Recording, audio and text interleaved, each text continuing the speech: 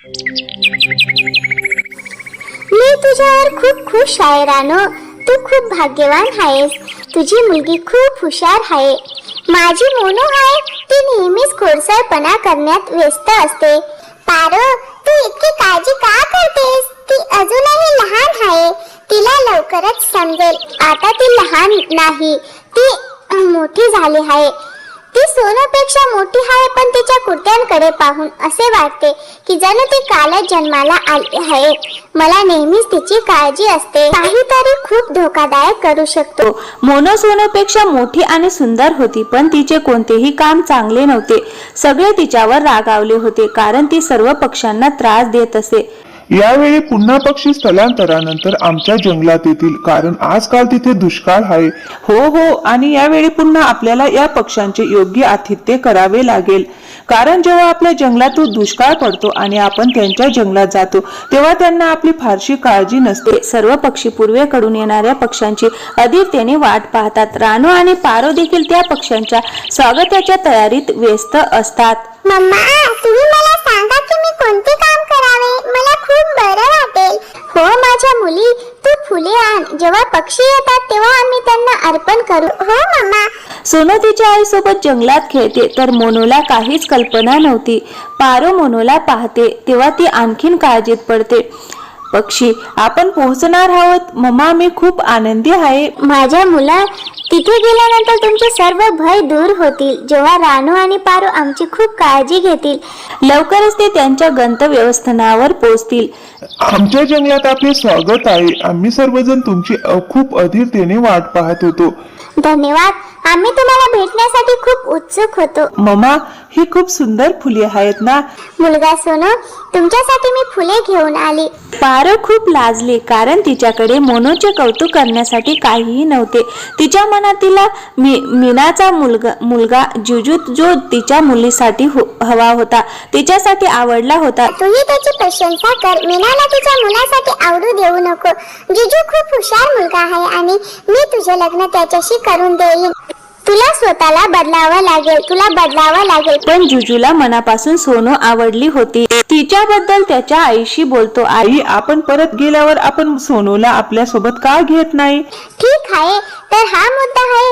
मी हे देखील सांगायला हवे की माझा मुलगा रानूच्या घरासमोरील झाडावर का बसतो? माझा मुलगा इतका मोठा झाला आहे. माझ्या मुलाची निवड इतकी चांगली आहे हे पाहून माझे मन शांत आहे. तुम्ही दोघे नेहमी आनंदित राहा. मीना आणि जुजू बोलत असताना पारो त्यांचे प्रश्न सोडवते. मी हे देखील पाहते की सोनू जुजूच्या लाडकी कशी बनते.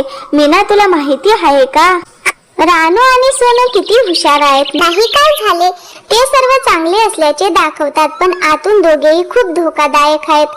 सोनूने प्रत्येक पक्षाचे आयुष्य दुःखद केले आहे. तिने कोणाच्याही घरट्यात एकही धान्य सोडले नाही, आणि जर कोणताही पक्षी तक्रार घेऊन गेला तर रानू त्याला मारून टाकते.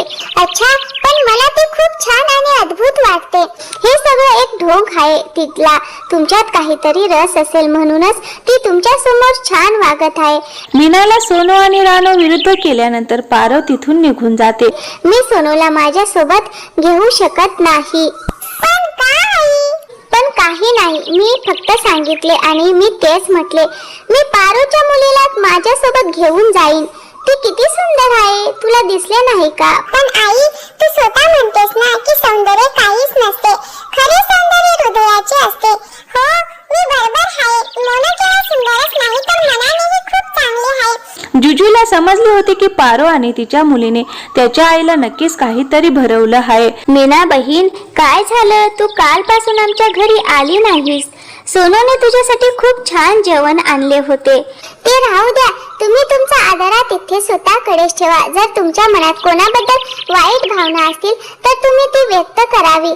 तुम्ही काखेत चाकू ठेवून आणि तोंडात तोंड ठेवून राम राम म्हणू नये. तू काय म्हणतेस ते मला समजले नाही. समजून घेणे विसरून जा. तू माझ्यापासून आणि माझ्या मुलापासून दूर राहा. असे म्हणत मीना तिथून पळून जाते आणि पारोच्या घराकडे जाते.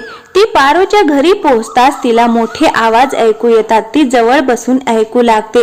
मोनू, तुझे काम थांबव. आजपासून तुला स्वतः जाऊन अन्न आणावे लागेल. आणि हो, मीना आणि तिचा मुलगा जुजूसाठीही तुला अन्न आणावे लागेल.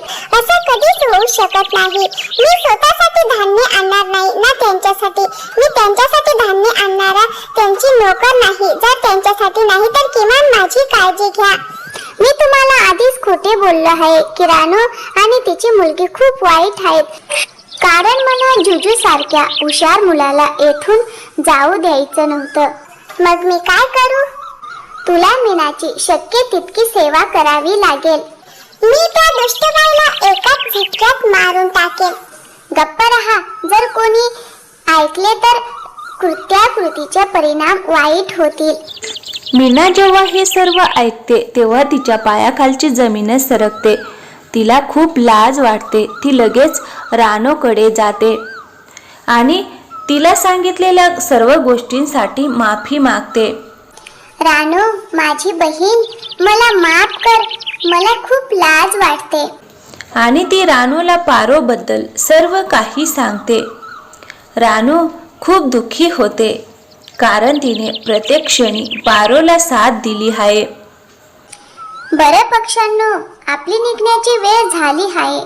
आम्हाला इथे अनोळखी वाटू न दिल्याबद्दल सर्वांचे आभार. आणि मलाही काही सांगायचे आहे.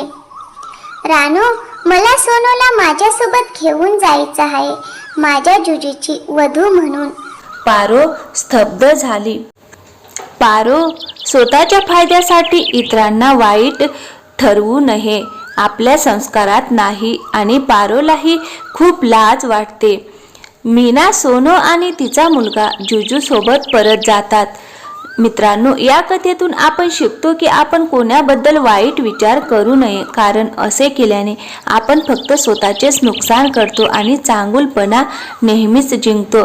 तर मित्रांनो, आजची गोष्ट आवडली असेल तर व्हिडिओला एक लाईक करा आणि हो, आमच्या चॅनलला सबस्क्राईब करायला विसरू नका. थँक्यू. धन्यवाद.